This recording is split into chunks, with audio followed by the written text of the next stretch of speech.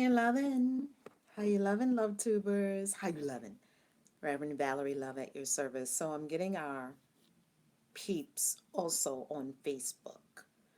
So this is gonna be a Facebook live as well as live here. So we got a couple of lives going on. Hi. Hey Natia. Hi love. How you loving? How you loving? Okay, so I'm getting us on Facebook as well. We're doing Facebook and it's Witchy Wednesday, peeps. It's your girl Reverend Valerie Love, Super Witch. Super Witch. I'm a super witch. Oh, what? You can't tell a witch nothing. It's Witchy Wednesday, and I got my super witch on, and I'm a Christian witch. I got my crosses on, and it's the winter solstice. Oh, it's about to be on. Oh, it's about to be on, all the way on and popping. Okay, let's just get our Facebook peeps here. No, hello Facebook. So go to Christian Witches. Oops, popping. Thank you, darling. You know how I love you. I love you. I love you. I love you. So we're live on Facebook and YouTube. Welcome. This is so exciting. It's your super witch here, Reverend Valerie Love, Divine Midwife of Soul Destiny, Christian witch, and the author of 12 books now on practical spirituality. Let me get this right. Hold on. Yeah, yeah, baby. Is this crooked? I'm not. Greetings. Greetings on Facebook. I have a I have a filter on Facebook that I'm loving. 12 books, people. That's your sister. Don't ask me when I wrote 12 books. All I can say is I'm a writing somebody. I'm a writing fool. I'm a writing fool. Hey love. How you loving? How you loving? So yeah, today it's all about the solstice, the winter solstice. Peeps, please forgive me for doing this. Please forgive me. I just want to get this perfect for you before our conversation begins. Please forgive me, peeps, for being like this. I just want to get this right for you. All right, so we're going to have a conversation about the solstice. And um, yes, I am a Christian witch. And yes, I love magic. I live by magic. And yes, it's a very magical time. Absolutely. This is going to be a really good conversation. Ooh. If I could just get these cameras right, this is going to be a really good conversation. Oh, I love it. Perfect. A really good conversation. All about hey, Gina, Facebook. So, love tubers, how you loving?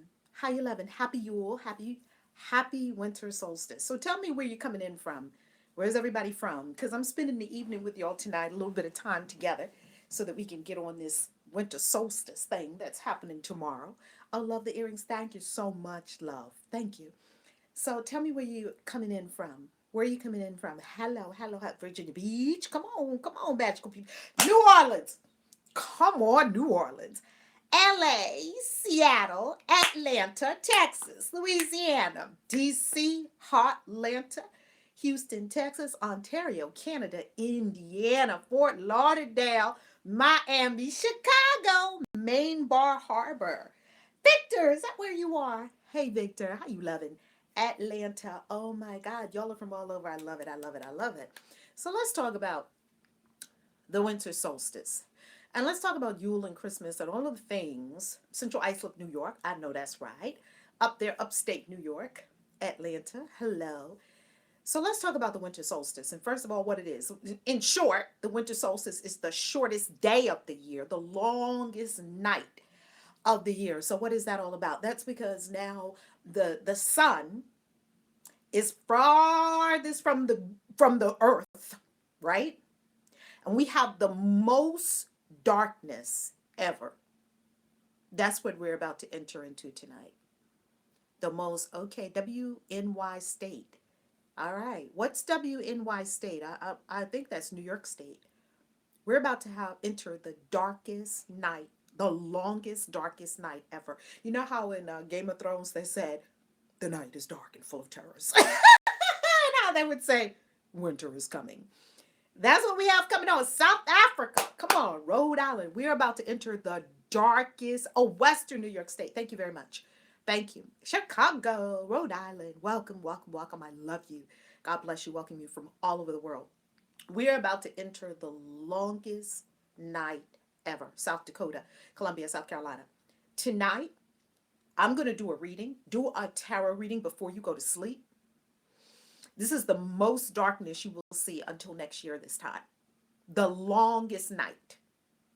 It will end, I think it starts 11:35 a.m. Eastern time here in the Northern Hemisphere. Time for introspection and reading. Oh, absolutely, readings, absolutely. It will start at 11:35, I believe, a.m., the winter solstice.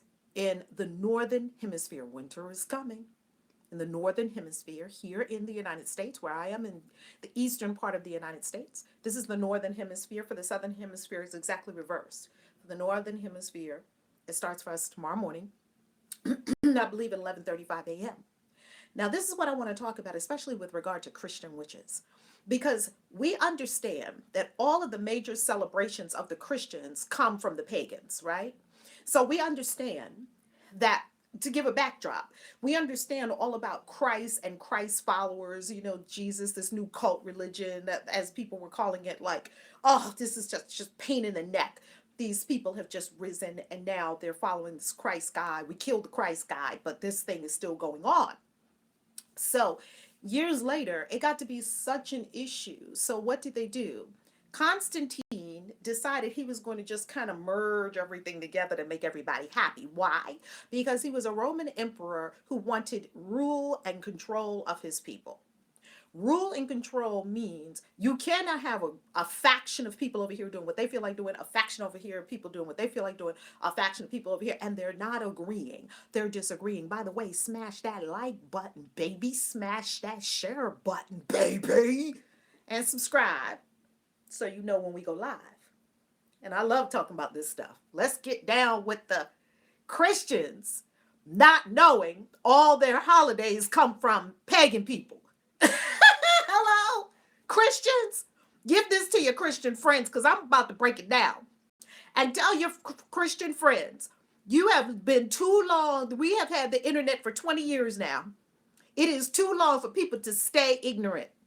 All Christians, all your holidays come from pagan people, earth worshipers, goddess loving worshipers, magical practicing peeps. Okay? Christians, and we will show you clearly how all, not one of them, every one of them come from pagan, who you call the heathens, the crystal loving, crystal carrying, goddess worshiping, nude in the night, in the woods, Yemaya, Oshun, all the goddesses, all us magical people that y'all like to hate on.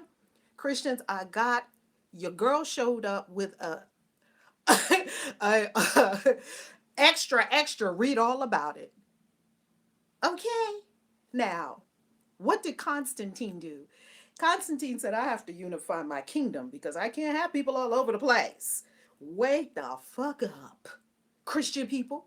Because Christian people are the people that love to hate on people. You see, I wouldn't come for Christians like I do if they wasn't so hypocritical. Let's just be honest. So read them all about. Child, I'm in a reading mood tonight. If they would love the earrings, thank you. If they wasn't so hypocritical, and I'm a Christian witch. If Christians wasn't so damn hypocritical, they want to call you the devil, but they go out sexing and drinking and smoking and doing whatever the hell they please, stealing and stealing stuff, supplies from the office. But they want to call you the devil because you carrying crystals. Come on now, stop it, people. I wouldn't come for them if they wasn't so damn hypocritical and want to be the first to judge you. That ain't Jesus. You need Jesus.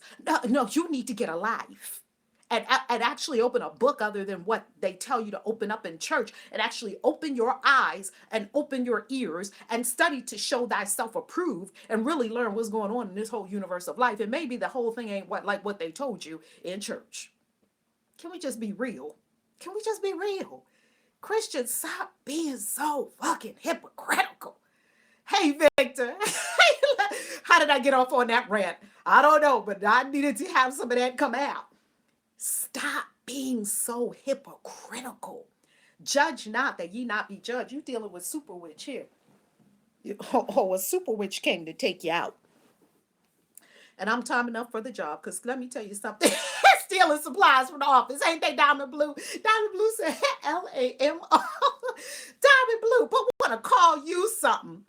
Because you magical and you got a wand and you got your crystal ball and you scrying at night. You got your tarot deck because you just getting your life together and being hooked to the divination from the beyonds. And they don't understand what tarot cards are. They don't even understand that when they're holding a playing card deck, they're holding a tarot deck. Oh, but tell a Christian that. I bet you every Christian you know has a card deck. And just say, let me see your card deck for a minute.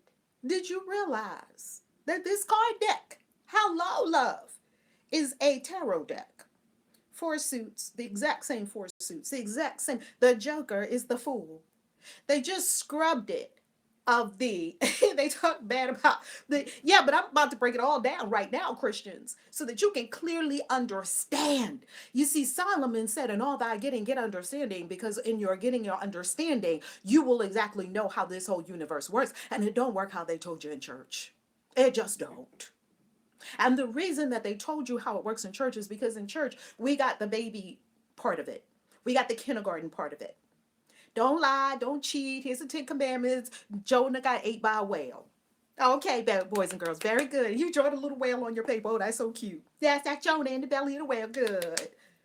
Don't you think that one day you would like to grow up and understand the metaphysical, allegorical, symbolic meaning, ritualistic meaning of a man who goes into the deep well of the vast unconscious, represented by water, the ocean, and goes into the belly of a beast, represented by his own inner cavern, and goes deep within, and 3 days out, comes out on the beach, comes back to a beta brainwave consciousness, and now has decided, as a result of going deep within, that he now will do the will of the divine. I mean, come on, people, start to understand what all this stuff means. Stop being Jonah and the whale. Oh, what a miracle. Oh, yeah, baby, I tell you, Jonah and the whale, so amazing. No, it wasn't. It was metaphorical, metaphysical, allegorical. Get a life. Get a freaking life. Come on now. Beach in the sea is a subconscious mind. Absolutely, Daniel Hogan knows that. Absolutely. It's all metaphorical. It's all metaphysical. A rabbi that taught me said, a rabbi that I read about, he said anybody that takes the Bible for literal, reads the Bible and takes the Bible literally is a fool. And I happen to agree with that sentiment. If you take all this stuff out of the Bible and you read it and you think it's literal, that's very foolish. So there's so much more beyond what they tell you in church. Now, here's what happens. So Constantine, he wants to unite his kingdom. He wants everybody straight up. Hello, let's understand what these things really mean. Let's understand what the tree of life really means in the Garden of Eden, with the 4 rivers flowing through the Garden of Eden. Let's understand Adam Kadmon and the divine masculine, the divine feminine. Let's really understand what a fruit and a serpent is all about. Decode this stuff, and then we'll stop trying to believe what they tell you in church. No. See, when I started hearing all that stuff, let me ask anybody this question. Did you have some misgivings, some kind of, something about this story is not fitting together? Did you ever have that when they were telling you all these stories about Jonah and Noah? So let me think now. Noah. Now, I was trying to get with the party line. I was trying to, very hard. I wanted to really get it, because all the people around me, all the big people, they were so convinced that this is how it happened. Noah, he was so faithful. I had a wife and 3 sons, and his 3 sons had 3 wives. And 8 people, just think about this, 8 people got all the animals on the whole planet. I'm cracking up thinking about this story now because it's so hysterical. And 8 people gathered all the animals and they built a big ship. Wait a minute now. Out of wood. I'm not laughing at the Bible. I'm just saying, if you take this stuff literally, the lions and the tigers and bears and sharks, right? But maybe they didn't have to get the sharks and put them on the ark because the sharks were in the water around the ark. But you think to yourself, you're a kid. And I was just asking too many questions. I was like, is anybody having this experience? Or was it just me? Like, were you asking, well, then what about so and so? And then you always knew. I asked one question. That was a very crowded ship, wasn't it, Diamond Blue? I asked one question too many, and whenever I got Valerie from my mother, I knew I just went quiet. Because next was coming, I'll pie you across the face because you were just asking too many questions, Valerie. See, I was a seeker. Even when I was 3, 4, 5, 6, I wanted to understand. But the stuff wasn't adding up. Not even to a 3, 4, 5, 6, 7 year old. It wasn't adding up. So now we're living in the age of dinosaurs. What was a pterodactyl on the on the ark with them? Was the pterodactyls on the ark, Mom? Valerie? Okay, I'm asking too many questions. Okay. I guess I'm not going to find out about the pterodactyls until later on. It all came to me in a blinding revelation that all of this is metaphorical, metaphysical, allegorical, symbolic, revelatory. It is speaking about deep, deep, profound truths. It's not crazy stuff that's in the Bible. It's only crazy if you take it literally. These are deep, profound truths that exhibit relationship to spiritual law, right? Like all of our mythologies of the world. And if you read Joseph Campbell clearly elucidates that our myths bring us to truth. Our myths are not big fat lies that we're telling. Jonah and the fish wasn't a lie. Jonah and the whale wasn't a lie. It was pointing to a greater mystery. But if I get caught, don't you love Luna Ash? Don't you love Joseph Campbell? Yet, if I get caught in the mystery, if I get caught in the map, see, the metaphor, yes, is pointing the way. It's a map. But many people lose the destination because they get caught up in the map. Religion is not the destination, religion is the map. The stories in the Bible are the map. The Bible is a map. People get so lost in the map that they lose the destination. The destination is God. Source, right here within. Source is the destination. Becoming an enlightened being is the destination. And every religion's path has a word for enlightenment. Let's call it Christ nature. Let's call it Buddha nature. Let's call it ascension. Let's call it enlightenment. Where you become one with the divine. That's the object of this whole exercise. So tell whatever stories you need to tell to yourself. Read whatever books you need to read. Say whatever prayers you need to say. Do whatever meditations you desire to do that will bring you home to source. I and the Father are one. And you become an enlightened being on the planet. And as an enlightened being has one purpose and one purpose only: to support other people in becoming enlightened beings. That's my only purpose. That's my only goal here. I'm only here for God. I'm not even here for me. I'm not here for you. I'm only here for God. I am only here to enlighten and to help you enlighten. That's it. That's it. This 3D game. This whole thing is a big game, right? On planet Earth. So let's go back to the summer solstice. So Constantine wanted to connect all his people, unify his kingdom. So what did he decide to do? He decided to take some elements. He did a very smart thing, actually. Constantine did a very smart thing. He decided to take elements from the pagan faiths, right? The earth practicing, earth and magical people, and pair it with the beliefs of the Christian people and come up with Christmas. We'll have a big celebration, Christmas. Yay.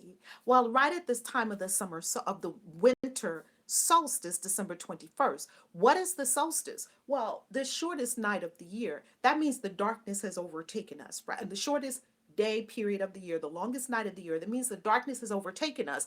And what happens? I feel like we are just avatars. We are avatars.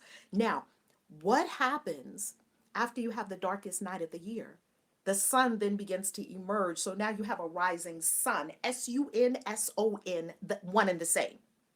So the whole Christ metaphor of the resurrection, right, that comes in the east in the springtime, around the time of the spring equinox, right? But right now we're at the winter solstice. So he merged the two. He took the Yule log that the pagan people loved. A Yule log is a powerful, powerful symbol, a potent, magical symbol. He took the Yule log and he put it together, and let's have a Christmas tree.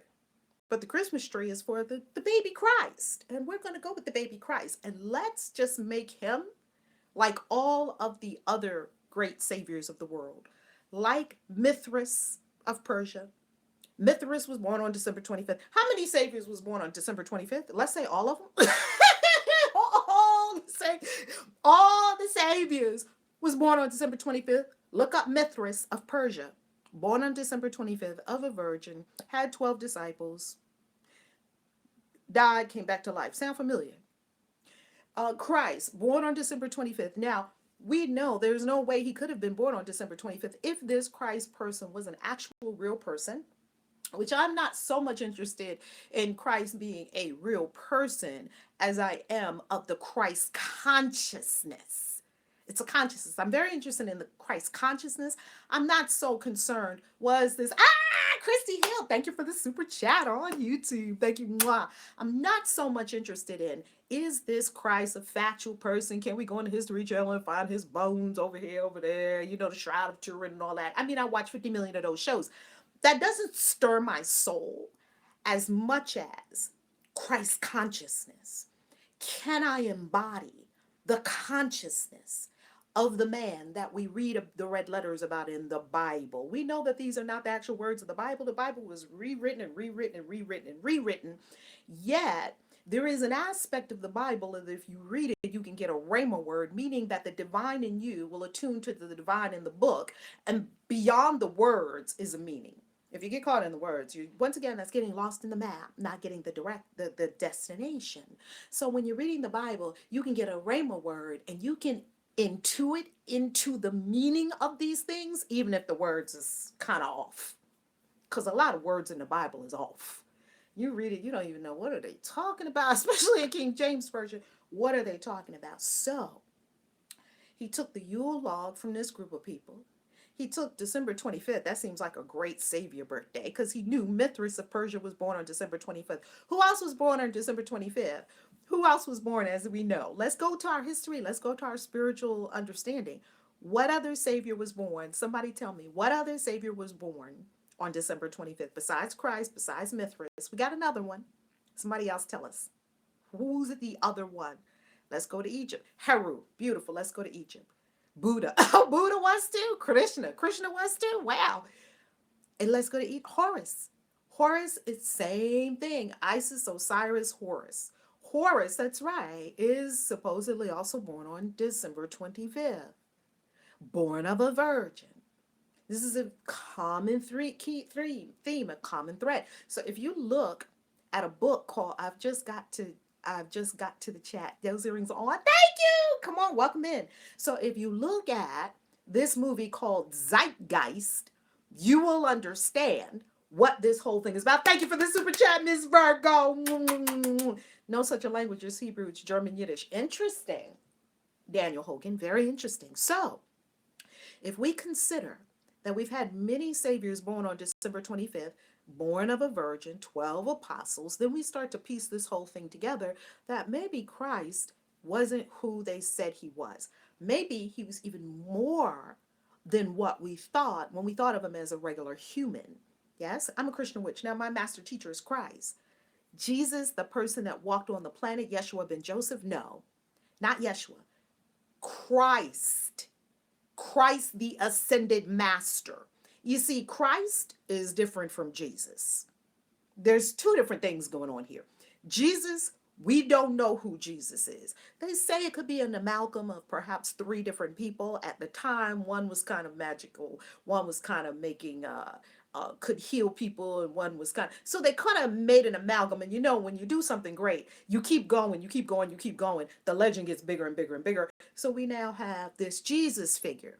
I'm not so interested in the Jesus figure as I am in the Christ consciousness, the ascended master who teaches my soul. Who else are the ascended masters that we're talking about? We're talking about Lord Krishna, Lord Buddha, the ones who've already enlightened and ascended.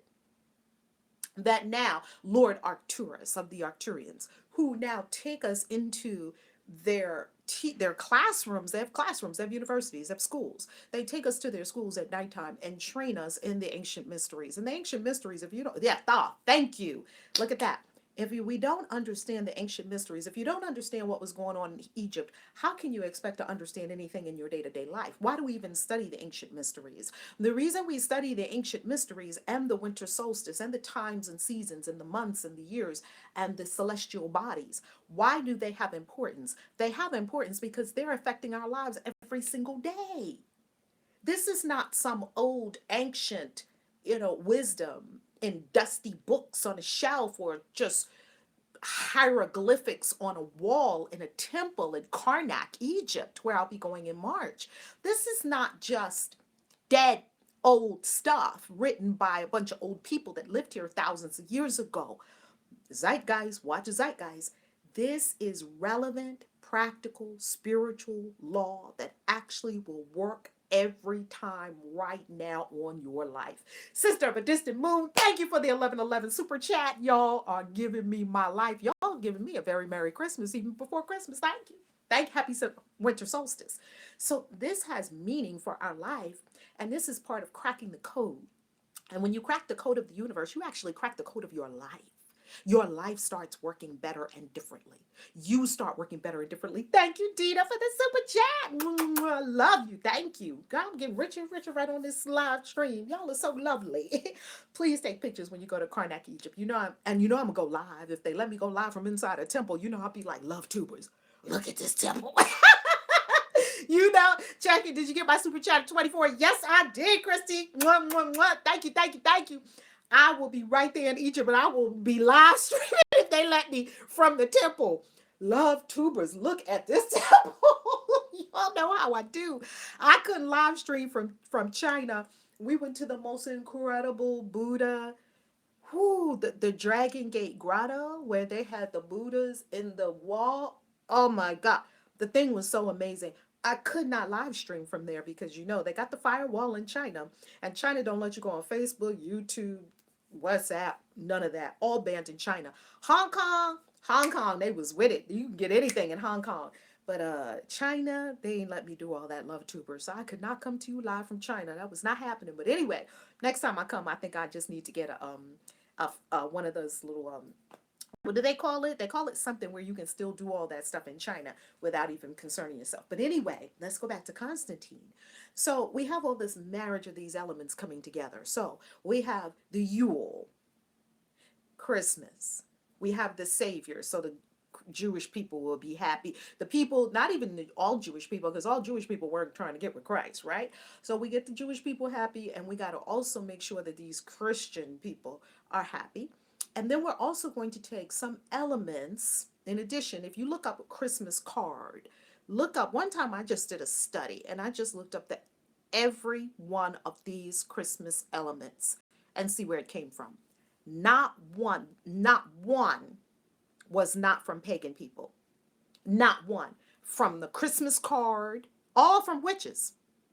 All from witches and magical people, so-called pagan people, healers, people who were goddess worshippers, people of the earth. All of it in Christmas came from pagan people. And all of what they would do around the winter solstice. Now, why is the winter solstice so important for us? Saturnalia. Saturnalia was an ancient Roman festival of the sun. Sun, S-U-N, sun, S-O-N. They're one and the same. So if you look up Saturnalia, many of the elements of Saturnalia were also the same as Christmas. Many of them were the exact same, okay? Including mistletoe. They put the mistletoe over the head and they do a kiss. Look up the origins of mistletoe. All of it from the pagans. Pagan, they said pagan like was bad thing in Christian.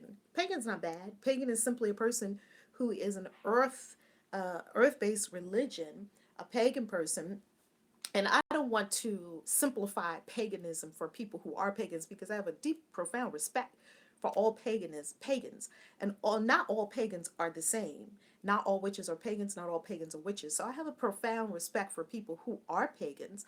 I call myself a pagan. And the reason, or what causes me to say that I'm pagan, is because I am a person who is an earth lover. I don't worship the earth. I'm an earth lover. I respect and regard the earth. I have a vow of harmlessness. I am a witch, and it speaks deeply to me. The pagan path speaks very deeply to me. So everyone gets to choose, right? We all get to choose, and no judgment, all love for everyone, for all faith walks. We just have to understand what you're doing, Christians. So when you give this to Christians and you share this with Christian people that you love, say, let this lady just share with you some things about what you're doing.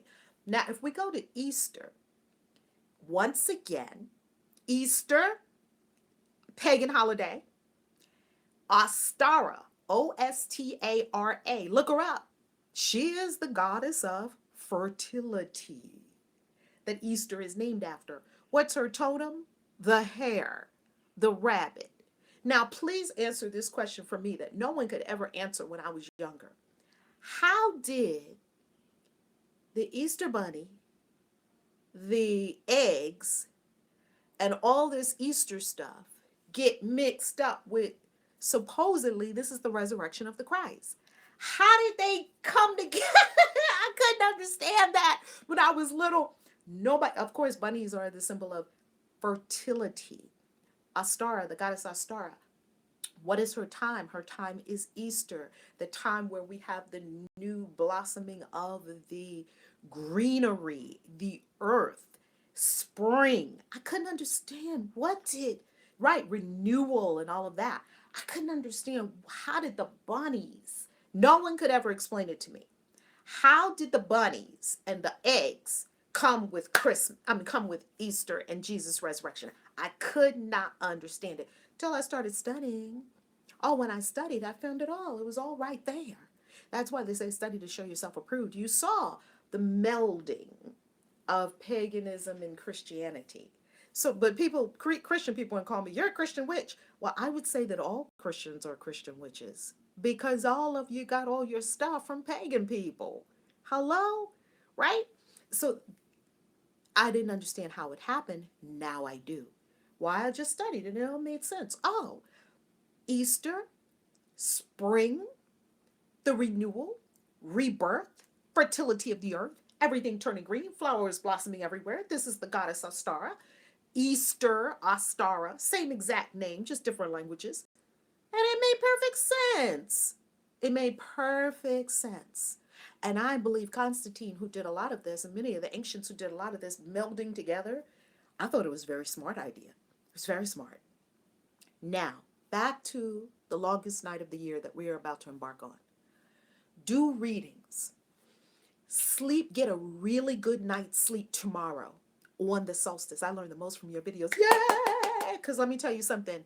There's not a book I won't read. I done read the Tricks, Kia Solomon, Bible, Teachings of Buddha, Bhagavad Gita, Science of Mind, Lost Books of the Bible, Gnostic Gospels, the Complete Kama Sutra. I'm just looking at some of the ones that I have lined up on my desk right here.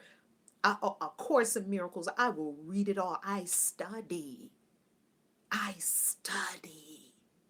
From all the way back to ancient, the Kabbalion, Kabbalah. I study.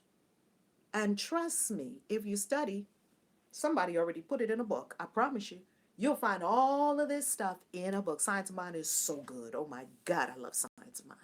I love it. I love all the holy books. The Quran I don't have over there right now. I have a version of the Quran that someone told me was not that good. And he told me he would give me a really good version of the Quran, because I want a really good version of the Quran. And all the Bhagavad Gita, the Hindu holy books, all these holy books, the lost gospels, lost books of the Bible, they'll tell you. Read the Gnostic Gospels, they'll tell you all about. Read the Bible with the Apocrypha. The Master Speaks, love it. Read the Bible with the Apocrypha. These are supposedly Neville Goddard, off the charts. Love Neville Goddard. So when you read the Gnostic Gospels, These are the Gospels by Judas, the Gospel of Judas Iscariot. Yes, Judas Iscariot was not who we think he was. They told us who Judas Iscariot was. How about you study Judas Iscariot and find and make your own, come to your own conclusions about Judas Iscariot. I came to my own conclusions about Judas Iscariot, and to me, Judas Iscariot was not one who betrayed the Christ. He was not. That's the story they gave us. Now, you're grown. You can believe anything. And I say, don't even believe me. Don't. I'm here to ask you to study, to make your own investigation. And by the resonance of your own being within yourself and your own soul for your enlightenment, not just to fill your head with a bunch of facts. I'm not trying to fill my head with a bunch of facts. I'm trying to do nothing less than decode the secrets of the universe. That's what I'm trying to do. Just so you know, my motives are clear. I'm clear on my motives. I am no less than trying to decode the entire secrets of the entire universe. And guess what? I can do it because Solomon did it. And if one person can do it, anybody can do it. And many masters have done it. That's my thing. Let me decode this whole universe. What? That's what I'm about. Decoding the secrets of the universe. I love that scene in Men in Black. And the Will Smith mic drop. Hello, you two. The Will Smith character is with the old grumpy guy. I forget I think his name was Q, okay? Or K. It was K. So the Will Smith character is with K. And K says, Will Smith asked K a question. And K said, yeah, K. Dina, thank you. K said, I promised you the secrets of the universe and nothing more. And then he looked around and Will Smith was like, well, what else is there? Like, I'm that Will Smith character, like, there's more. And every time I ask the universe, is there more? It always says, and then it always shows me. It gives me the next book, Enochian Vision Magic, the Book of Enoch, the Kabbalion, the Zohar, Kabbalah, the Apocrypha, the Gnostic Gospels, the Gospel of Mary, the Gospel of Philip, the Gospel of Thomas, the Gospel of Judas Iscariot. Oh, the Picatrix, the Key of Solomon. The 5th and 6th, the 6th, 7th, and 8th books of Moses, the 9th book of Moses. Oh, where we going? Hello, rabbit hole. Auntie M. Ewing and where was Dorothy from? Dorothy. Wow, wow, wow, wow. It's so mind-blowing, isn't it powerful? Oh, you become Alice down the one rabbit hole, right? Yeah, I want all the secrets to the universe, all of them. Angelology, demonology, necromancy, scrying, astrology, cartography, divination, geomancy. I want it all. Because guess what? I can. Kansas, thank you, Kansas. Because I can. And because it enlightens your being. See, if you cannot have it just in your head, nobody wants just the 50 million facts swirling around in your head about all this stuff. What I desire is to integrate this knowledge. And if you integrate the knowledge of Moses and how he split the Red Sea, if you integrate it into your energetic system and into your being, you actually will be able to anchor and harness the power of Moses within your own being. Oh! You see, if you anchor, as I saw someone speak of Ishtar earlier, Ishtar, Isis, if you were to hone into and tune into the vibratory frequency of Isis and actually invoke her in your being, you can participate in the splendor of Isis. You can actually start to do some of the things that Isis can do. Oh my God. I mean, wouldn't you just want to do that? Wouldn't you just want to be supernatural? Why the hell would you want to be human when you can be superhuman? So, anybody know where we get those lost books from? I love that question. Here's where you can get the lost books from. This is where you'll find a lot of them. Right online, free. And someone put, Celestine Prophecy. Come on, I love it. That was one of the books that cracked me wide open, the Celestine Prophecy. That thing had me going like this. I was drooling after I read the Celestine Prophecy years ago. And don't even ask me how that book found me. But guess what? It'll find you. Here's where you can get these books online. Tons of them. Sacred-text. TEXTS.com. Someone put it in both chats. Someone put it in Facebook chat for us for Christian witches. Someone put it in this chat. The Celestine Prophecy, knock your socks off, read it. They were growing plants with their mind in Celestine Prophecy. That thing with the aura and the energy, growing plants with your mind. Put it in the chat. Sacred, www. Someone said secondhand stores. Excellent. Thank you, Elizabeth. Sacred hyphen, there's a hyphen, text, TEXTS.com. Go there. They have an abundance. They have a storehouse of sacred texts on just about anything you want to read. The Lesser Key of Solomon, the Greater Key of Solomon. Yes, sacred hyphen text. You learn so much from, oh my God, you learn so much. So absolutely, 3 to 4 copies didn't come through. Celestine Prophecy called. I got 3 to 4 copies. I know that's right. Now, let's go to the solstice and let's wrap up and what it means for Christian witches. As a Christian witch, you must know the origin. You must know what you stand on, what you believe, and what you are about. Thank you. Issue has a lot of free books too. You have to know what you're about. How do you know what you're about? Simple. Go to what you're drawn to. See, I was drawn to the Bible with the Apocrypha. I was drawn to the Celestine Prophecy. I was drawn to Enochian vision magic. Follow that, because that curiosity, that draw, that pull, it's for a reason. It's for a reason. Thank you for putting it in the chat, Joanne, on Facebook, sacred-text.com. Start there, and it's free.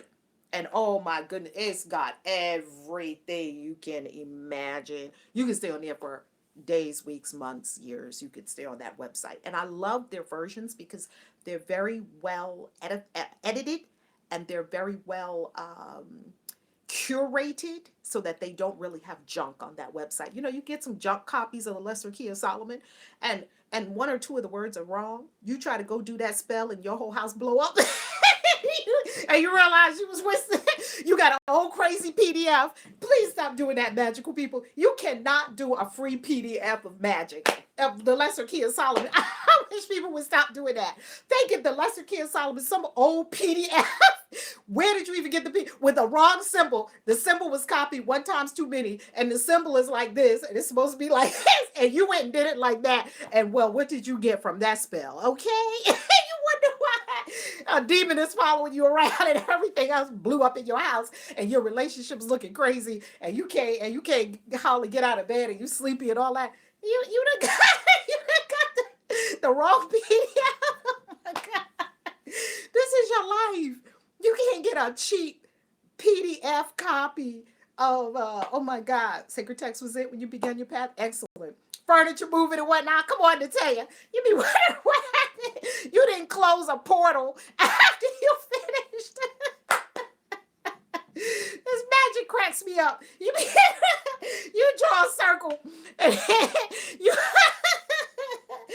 call something into the circle, and then the little PDF, free PDF, didn't tell you that you actually have to put that thing back when you're done. Like putting something back in the cabinet. And now that thing is on planet Earth following you around. What we doing now? Wait a minute, what you doing here? You're supposed to be back on the other side of the veil. But anyway, I digress. That's just my own magical workings. So people, y'all got my makeup ready now. Don't do that to yourself. Save yourself a lot of harm and danger.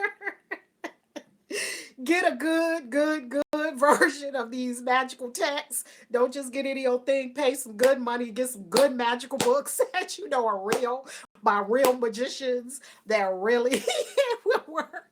Don't mess up the symbols and the sigils. Child, you be fighting demons for the rest of your life. I'm not interested in that. Y'all trying to pull stuff out of the portals, and when it comes, yeah, you call me, you summon me. Oh my God, get back.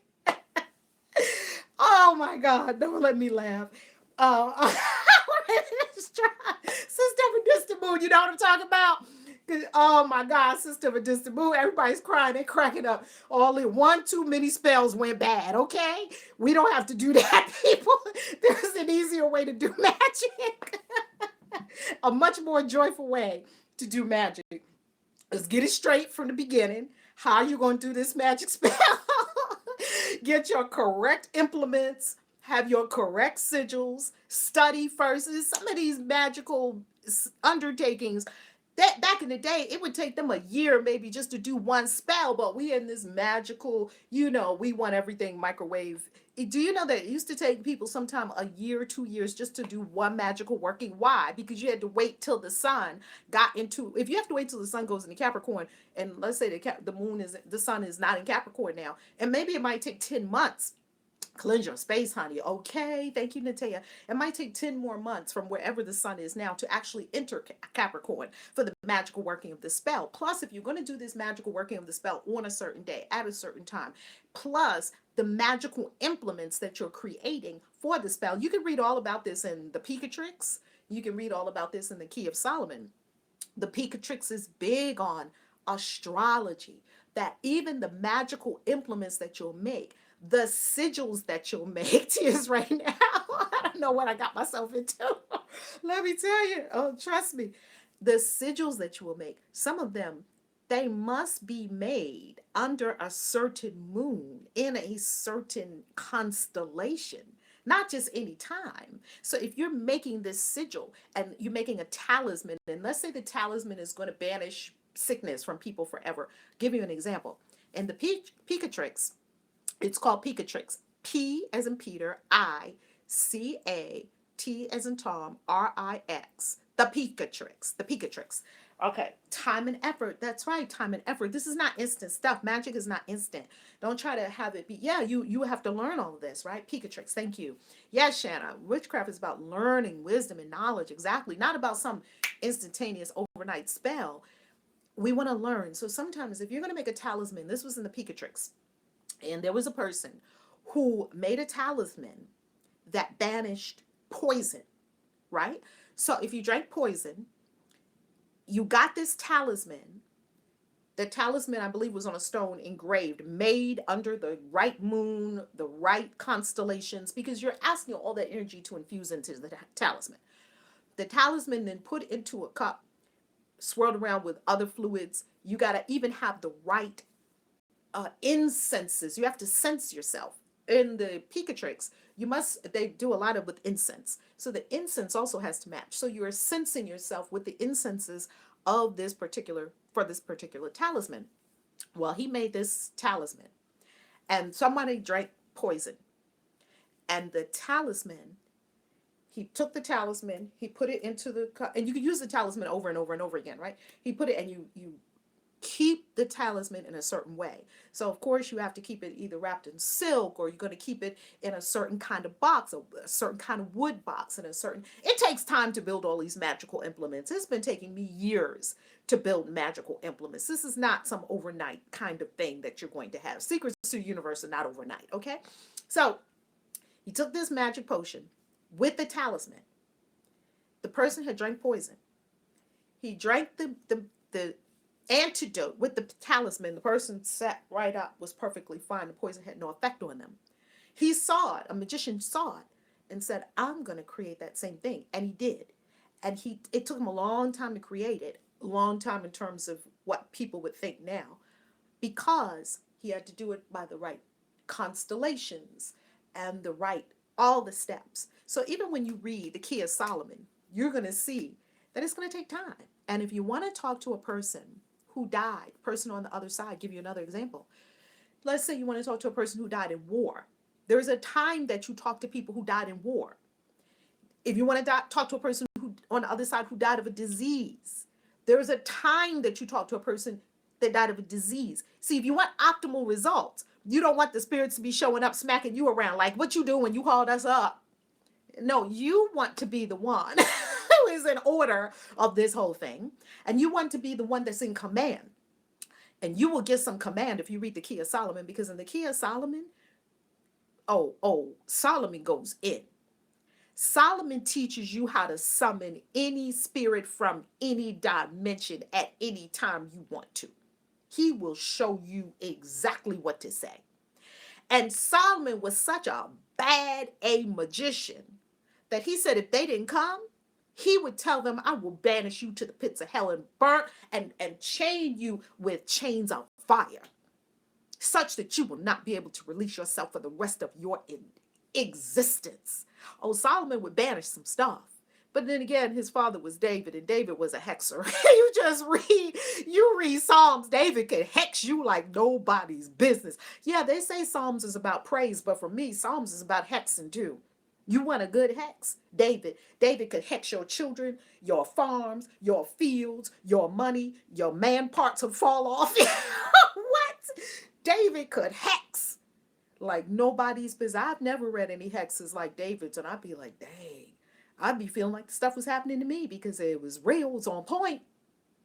And David was the father of Solomon. And Solomon had a different path, right? Thank you, Tiffany Jackson. Coach Tiffany Jackson for the super chat. I love you. Oh, the Psalms. If you read the Psalms, you will be amazed at the Psalms, because the Psalms have so many hexes in there. David could hex. His tongue could cut you, slice you like a knife, like a sword. Oh yeah, he could hex some people, and the stuff came true. You know, he hexed his wife. Who knows the story about how David hexed his wife? You know, he hexed his wife. What did he hex his wife for? And it worked. He hexed her on the spot. Wasn't not a problem for him, and he had no problem with it. Who knows how David hexed his wife? He hexed her. Her name's Michael. He hexed her in the Bible. Her name was spelled Michal in the Bible. He hexed her. Why did he hex her? Anybody know that story? Talk about it. Channeling is a gift. Be ready when you have it. Hello, Elizabeth. Anybody know the story about how David hexed his wife? Come on, Christian witches. Come on. What do you know about that story? About David hexing? You don't know? Not sure? Okay. You can read it in the Bible. This is what David did. David was praising. He was praising God. You probably heard the story about David dancing. He was praising God because the Ark of the Covenant was coming home. It was out and now it's coming back. He was praising. He was dancing. He was king. And he danced and he praised God so much that he danced out of his clothes, right? His kingly garments came off. I didn't pay attention to Sunday school. No, that's right. It's all good because we got you here. We got you. He danced and his kingly clothes came off. His kingly robes fell off because he was whipped up in a frenzy, you know, sort of like a whirling dervish. Anybody ever gone to see the whirling dervishes? I went to see the whirling dervishes, and I tell you, they're just caught up in a dance. It's an ecstatic dance. That's where he was, right? We at magic school now. Come on, Hogwarts 101. So here he was. He was doing a striptease. That's a good one. So here he was. And step off for a minute, Tamika. So there he was. He was dancing. His clothing fell off. And his wife, at the time, this was not Bathsheba, because as you know, Bathsheba was not his wife. His wife was looking at him from out the window. And she was deriding him. She was in her mind saying, what a fool. Look at this man dancing in the streets like a regular commoner. And you know, he was not a kingly kind of person, because David was one who took care of the sheep in the woods, like in the wilderness. That's where he lived. And they came, and even how he became king was incredible, because when the prophet showed up to his father's house, his father Jesse said, where are all your sons? Because one of them is about to be king. I have the oil here to anoint him. And the father said, oh, let me get all my sons. He lined up all his sons, the tall ones, the handsome ones. And the prophet went to each one with the oil. He's ready to anoint a king. He looks at the tall one. No, it's not you. Next. The handsome one. No, it's not you. Next. Oh, the other one. No, it's not you. He went through all Jesse's sons. He was like, are these all the sons? Because none of these are the king. I'm going to know the king when I see it. None of these are the king. He said, well, I got one other one, but he's scrappy. He's scrappy. He's in the wilderness. We don't even know where he is half the time. He sleep with the sheep. He don't even come inside to sleep with people. I mean, you probably don't want him. He's probably not going to be the king. I promise you. When you see him, he's not king material. And the prophet said, show him to me. They bought him. The weird ones are always the ones that God picks. God don't want the tall, handsome, strapping one. Well, no, it ain't you. They bought the little runt from over. He killed a bear and a lion with his bare hands. He used to sleep in the wilderness under the stars, communing with God. He was a pagan. He was an earth worship, earth lover, with his sheep sleeping out in the woods. Didn't even come in the house. Loved the outdoors. And the prophet saw him and said, "This is the one." Poured the oil in his head. David standing there. The tall one's looking at him like, "What? What in the world? How you get to be the king?" The king, the prophet, poured the oil on his head to anoint him to be king of Israel. And then he said, "All right, that's it." The prophet leaves. The father's standing there looking like, "Well, I'll be damned." The little boy, David, he was a teenager. Nothing happened. He got oil all over his head. Well, okay, I'm just going to go back into the, to the wilderness with my sheep. Wasn't for another 15 years before he actually became king. See, this stuff is not instant. And God doesn't work instant.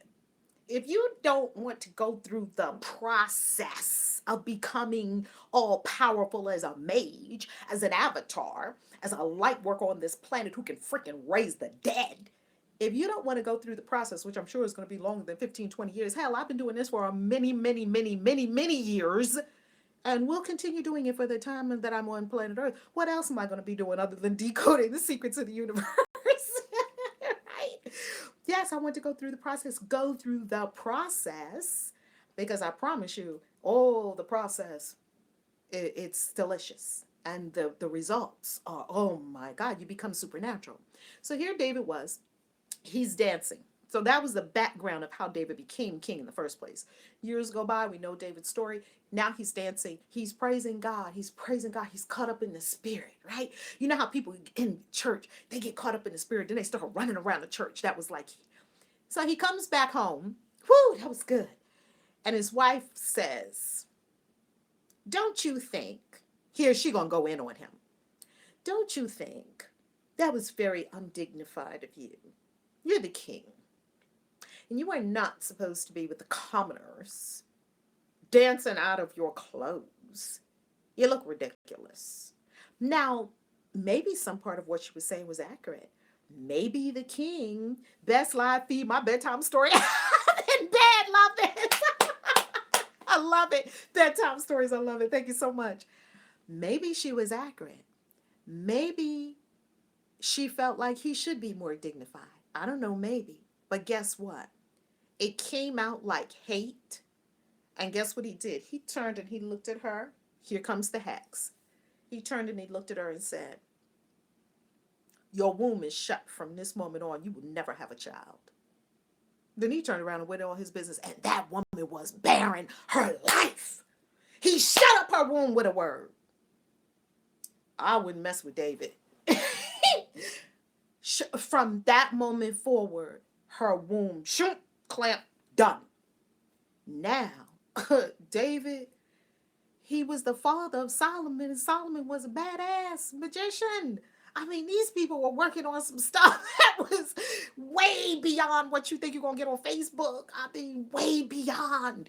So how did they get all of that? They got it because they were in direct commune, because they didn't have social media, right? They were in direct connect, like a steel trap, hello. Direct connect with the commune. They were in nature. They knew vibration. They understood the law. A lot of them were trained in Egypt, right? The place, the home of esoteric wisdom and understanding. What if you're a magician, a white solar wizard? Woo! You white solar wizard, Luna? I'm white cosmic wizard. I'm falling out. Woo! I love these live streams. Yay! Thank you. So imagine, with a word, David could speak a hex and hex the woman, and there was nothing that she knew to do about it, and the woman never had children. Wow. Now, would the hex have worked if she was a witch like me? Hell no, because I would have found a way to get that hex off of me. But she didn't know. That's once again how our ignorance causes us to not be. Hey, you got to watch your words. Absolutely. Magicians, have you ever noticed this? All our magical people here. Have you ever noticed this? That sometimes you just say something and all of a sudden something bad happened. You'd be like, "Oh my God." And you know you did it. Like, "Oh my God, I have to be careful." So as mages, to whom much has been given, much is required. You are required to conduct yourself in a way that you know you got the power. You're not a muggle. You are not non-magical. You are a magical being. It's time you act like it.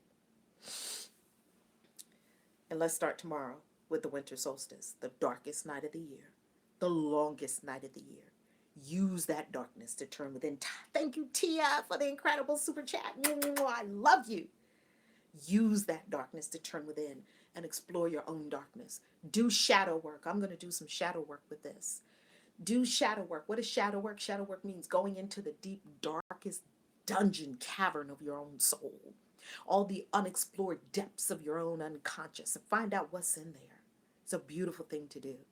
And then emerge and know that from the longest, darkest night of the year, will emerge. Then we start to go the other way. The sun starts to grow after tomorrow. So have an incredible winter solstice. This is what it means for Christian witches. I'm a Christian witch, as you know, and being a super witch today. Super witch. And I love you, and I love being here with you. God bless you. Peace. ValerieLove.com. Make sure you come to one of our events. I got a witch wilding going on. You'll be coming with me in March. No, actually January. On the new moon in January. I'm taking a group of witches to a witch wilding. If you don't know what a witch wilding is, go to my website. You'll see. ValerieLove.com. I love you. God bless you. Come on, let's decode the secrets of the universe together. Peace. Let's do this.